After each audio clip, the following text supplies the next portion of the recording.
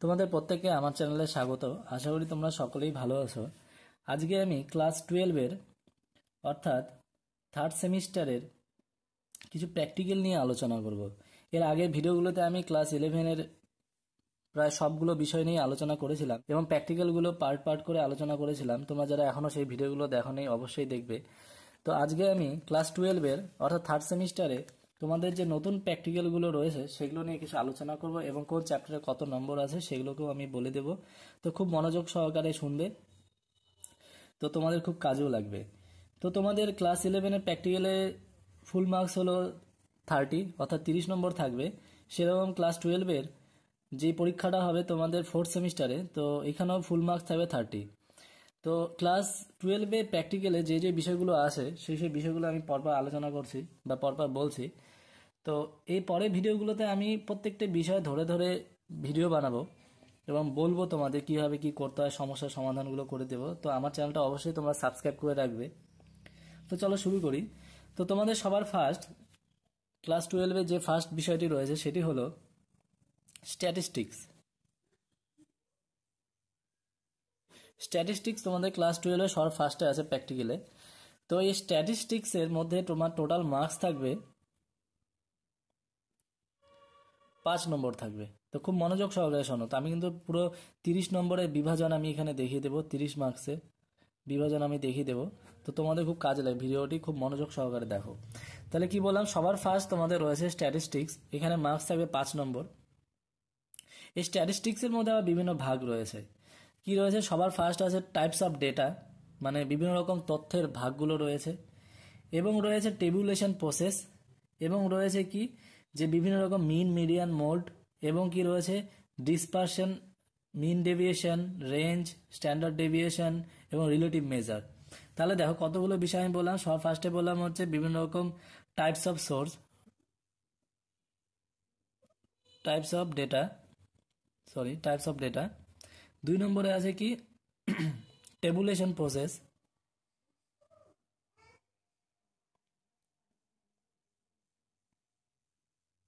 এবং 3 নম্বরে আছে কি মিন, মিডিয়ান, মোড। তোমাদের যাদের ইকোনমিক্স আছে তারা এই বিষয়টি হয়তো ক্লাস 11-এও করতে পারো। তো সেটা কিন্তু এবার তোমাদের জিওগ্রাফিতেও আছে, মিন, মিডিয়ান, মোড। এবং 4 নম্বরে আছে স্ট্যান্ডার্ড ডেভিয়েশন। তার পুরো কিন্তু নতুন সিলেবাসের প্র্যাকটিক্যাল নিয়ে আমি আলোচনা করছি, খুব মনোযোগ সহকারে শোনো। স্ট্যান্ডার্ড ডেভিয়েশন, এবং কি রয়েছে মিন ডেভিয়েশন। দেখো কিছু কিছু ইংরেজি তোমাদের শিখতেই হবে, কারণ আমি এগুলো কিন্তু ইংরেজিতে তোমাদের সিলেবাসটি ব্যাখ্যা করা আছে। এরপরে আমি বাংলাতে আলোচনা করবো পরপর। মিন ডেভিয়েশন, স্ট্যান্ডার্ড ডেভিয়েশন এবং রিলেটিভ মেজার।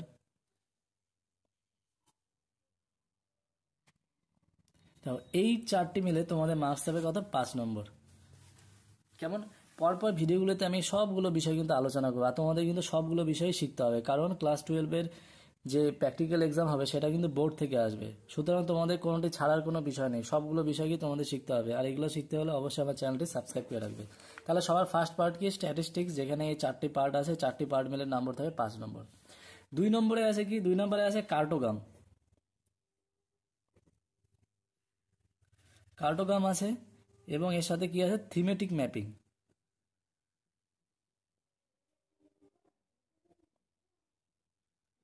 দেখো স্ট্যাটিস্টিক্স হলো সমস্ত তোমার মানে বিভিন্ন রকম ক্যালকুলেশনগুলো করতে হবে, তার সাথে কি করতে হবে বিভিন্ন রকম ছবি অঙ্কন করতে হবে স্ট্যাটিস্টিক্সে। আর কার্টোগ্রামসেও কি সেরকম বিভিন্ন রকম তথ্যগুলো যে রয়েছে, বিভিন্ন রকম তথ্য, জনসংখ্যার তথ্য হোক বা বিভিন্ন জায়গার পৌর এরিয়ার জনসংখ্যা হোক বা গ্রামীণ এরিয়ার জনসংখ্যা হোক, এগুলো তথ্যগুলোকে দিয়ে তোমাকে কি করতে হবে, ছবি বানাতে হবে। এটাই হলো মূলত কার্টোগ্রাম আর থিমেটিক ম্যাপিংয়ের কাজ। তো আমি খুব ছোট্ট করে জাস্ট 2-1টি লাইনে আমি তোমাদের জাস্ট বলে দিচ্ছি, যেহেতু আজকে আমি শুধু এই নম্বর ডিস্ট্রিবিউশনগুলো আলোচনা করবো। পরে আমি পরপর প্রত্যেকটি বিষয় ধরে ধরে আমি ভিডিওতে আলোচনা করব। তো কার্টোগ্রামসের মধ্যে সব ফার্স্ট রয়েছে কি, সব ফার্স্ট রয়েছে বার গ্রাফ। বার গ্রাফস, এখানে হতে বার গ্রাফস আবার 2-3 ধরনের আছে, যেমন এখানে তোমাদের সিলেবাসে আছে এবার সিম্পল বার গ্রাফ এবং মাল্টিপল এবং কম্পাউন্ড। তাই এগুলো সব আমি বাংলায় আলোচনা করবো এর পরে। তো কিন্তু তোমাদের এই ইংলিশ নামগুলো কিন্তু অবশ্যই জানতে হবে। 2 নম্বরে আছে কি ডিভাইডেড প্রপোর্শনাল সার্কেল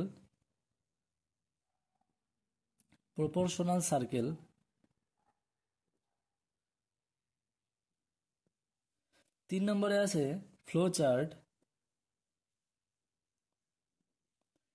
4 নম্বরে আছে অম্ব্রোথার্মিক ডায়াগ্রাম,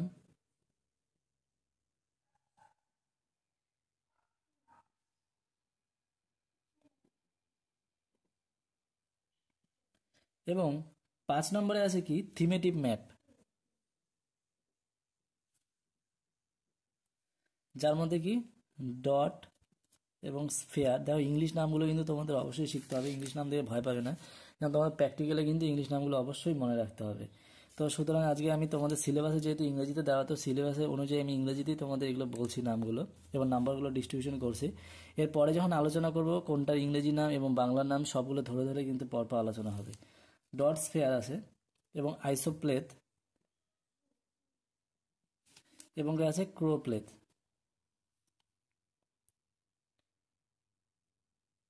তো এগুলো সবগুলো মিলে তোমার এখানে নম্বর থাকবে কত? 5। তাহলে দেখো 10 নম্বর অলরেডি শেষ। এরপরে কি 3 নম্বর পোর্শন। 3 নম্বরে কি কি আছে? 3 নম্বরে আছে জিওগ্রাফিক্যাল ইনস্ট্রুমেন্ট। দেখো এই ইনস্ট্রুমেন্ট কিন্তু এর আগে পুরনো সিলেবাসে ছিল না, এগুলো নতুন অ্যাড হয়েছে। শুধু ইনস্ট্রুমেন্ট না, অনেক কিছু ছিল না, এগুলো সব অ্যাড হয়েছে এবার। তো এই জিওগ্রাফিক্যাল ইনস্ট্রুমেন্টের মধ্যে যেটা আছে সবার ফার্স্ট হলো প্রিজমেটিক কম্পাস, মানে এগুলো তোমাকে ব্যবহার শিখতে হবে প্রিজমেটিক কম্পাসের।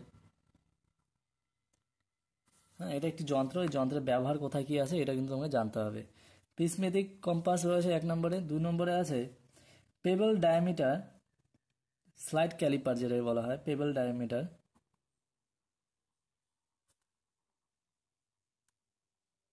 ডায়ামিটার মাপার জন্য ইউজ করা হয় সাইড ক্যালিপার। 3 নম্বরে আছে কি স্ট্রাইক ডাইরেকশন মেজারমেন্ট অফ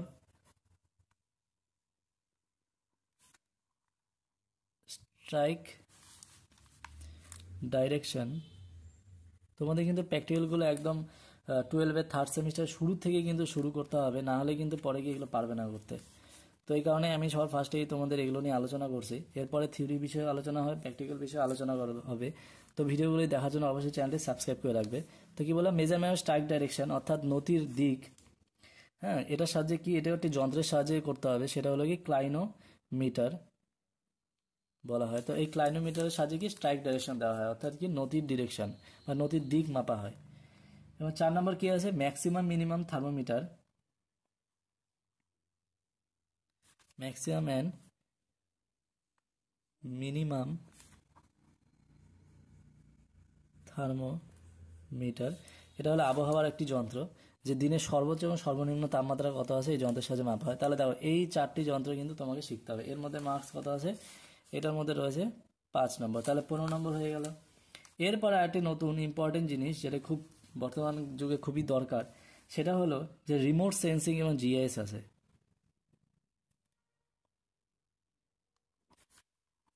এবং জিআইএস, রিমোট সেন্সিং এবং জিআইএস আছে, যেখানে টোটাল মার্কস থাকবে হলো 5 নম্বর। এই রিমোট সেন্সিং এবং জিআইএস এর মধ্যে বিভিন্ন রকম জিনিস আছে। সব ফার্স্ট হলো যে রিমোট সেন্সিং কি, কনসেপ্ট, কাকে বলে রিমোট সেন্সিং এবং এর শ্রেণীবিভাগ কি কি আছে, সোর্স অফ এনার্জি, মানে এই রিমোট সেন্সিং করার জন্য কোথা থেকে শক্তি আসে, শক্তিগুলো কি কি, টাইপ অফ সেন্সর, সেন্সর কত প্রকার, এগুলো বিভিন্ন রকম জিনিসগুলো নিয়ে কনসেপ্ট, সেন্সরের বিভিন্ন রকম টাইপস, বা টাইপ অফ ইমেজ, মানে বিভিন্ন রকম রিমোট সেন্সিংয়ের যে ইমেজ আছে এই ইমেজগুলো কি কি কী রকম বা বিভিন্ন রকম তাকে ব্যাখ্যা করা, এগুলো সব এখানে রয়েছে। এবং এর মধ্যে কি আছে 2 নম্বরে আছে জিআইএস। জিআইএস এর মধ্যে আছে কি, জিআইএস এর মধ্যে হলো কনসেপ্ট এবং জিআইএস কি জিনিস, এবং হার্ডওয়্যার এবং সফটওয়্যার রিকোয়ারমেন্ট, মানে হার্ডওয়্যার এবং সফটওয়্যারে কি কি কাজ করা হয় জিআইএস এ, এবং ডেটা ফরম্যাট, কীভাবে ডেটাগুলোকে ফরম্যাট করা হয়, কত রকম ডেটা থাকে। এবং জিআইএস এর মধ্যে যেমন ভেক্টর ডেটা এবং কি বলেছে রাস্টার ডেটা কি, এগুলোকে জানতে হবে। এরপরে কি বলছে বিভিন্ন রকম ম্যানিপুলেশন রিপ্রেজেন্ট, মানে বিভিন্ন রকম তথ্যগুলোকে জিএস এর মাধ্যমে কী করে ম্যানিপুলেট করা হয় এবং অ্যানালাইসিস করা হয়, তো এইগুলো কিন্তু তোমাদের সব লাগবে। তো এইগুলো সব মিলে মানে এই যে রিমোট সেন্সিং জিএস মিলেও থাকে কি 15, তাহলে টোটাল হয়ে গেল 20 নম্বর। এরপরে যেগুলো তোমাদের আছে যেমন ল্যাবরেটরি নোটবুক আছে, ল্যাবরেটরি নোটবুক সেটা স্কুলে যেটা করাবে সেগুলোকে নিয়ে একটা খাতা বানাতে হবে। তোমরা যেরকম 11-এ বানিয়েছো সেরকম একটি বড় খাতা বানাতে হবে। সেই খাতাটা স্কুলে জমা, সেখানে থাকবে হলো 5 নম্বর, তার মধ্যে ভাগ করা থাকে 3 নম্বর থাকে খাতাতে, 2 নম্বর থাকে তোমার ভাইভাতে। তো টোটাল এখানে 5 নম্বর আছে, তাহলে 20-25 চলে গেলে আর থাকলো 5 নম্বর, যেটা তোমার খুব ইম্পর্টেন্ট জিনিস, যেটা হলো কি যে ফিল্ড রিপোর্ট এবার আছে। ফিল্ড রিপোর্ট, আচ্ছা ফিল্ড রিপোর্ট মানে কি যে বিভিন্ন রকম সার্ভে করার ব্যাপার যেগুলো আছে তোমাদের, যে সার্ভে কি কি করতে হবে, হয় তোমাদের হাউস হোল্ড সার্ভে করতে হবে, মানে বাড়ি বাড়ি গিয়ে বিভিন্ন রকম সার্ভে করতে হবে, তথ্য সংগ্রহ করতে হবে, সেগুলো দিয়ে এই যে জিনিসগুলো বললাম এগুলো দিয়ে তোমাকে ছবি আঁকায় বর্ণনা করতে হবে, এই হাউস হোল্ড সার্ভে আছে। অথবা হলো মার্কেট সার্ভে, বা কোনো রকম বাজারে গিয়ে তুমি সার্ভে করে সেই বিষয়ে তুমি তথ্য নিলে এবং সেইগুলোকে নিয়ে তুমি ব্যাখ্যা করলে, সেটা মার্কেট সার্ভে। এবং হতে পারে ট্রাফিক সার্ভে, বা কোনো একটি ব্যস্ত জায়গাতে তুমি সার্ভে করলে এবং সেখানে কত পরিমাণ গাড়ি যাচ্ছে দৈনিক সেইগুলোকে নিয়ে ফ্লো চার্ট বানালে, বিভিন্ন রকম চার্ট বানালে। আর আছে কি ট্রাফিক সার্ভে। তাহলে এই 3 প্রকার সার্ভে তোমার আছে, বা তোমাদের স্কুল থেকে সেগুলো নিয়ে যাবে বিভিন্ন জায়গায়, নিয়ে গিয়ে এই সার্ভেগুলো করাবে। তো দেখো এই সবগুলো মানে এখানে কিন্তু তোমার টোটাল আবার কি 5 নম্বর আছে। তো দেখো এই যে বিভিন্ন বিষয়গুলো আমি আলোচনা করলাম, তো সব ফার্স্ট কি বললাম যে স্ট্যাটিস্টিক্স, তারপর বললাম কার্টোগ্রামস অ্যান্ড থিমেটিক ম্যাপ, 4 নম্বর, 3 নম্বরে বললাম জিওগ্রাফিক্যাল ইনস্ট্রুমেন্ট, বিভিন্ন রকম যন্ত্রপাতি, এবং 4 নম্বর আছে রিমোট সেন্সিং এবং জিআইএস, এবং 5 নম্বর আছে ল্যাবরেটরি নোটবুক, এবং 6 নম্বর আছে ফিল্ড রিপোর্ট।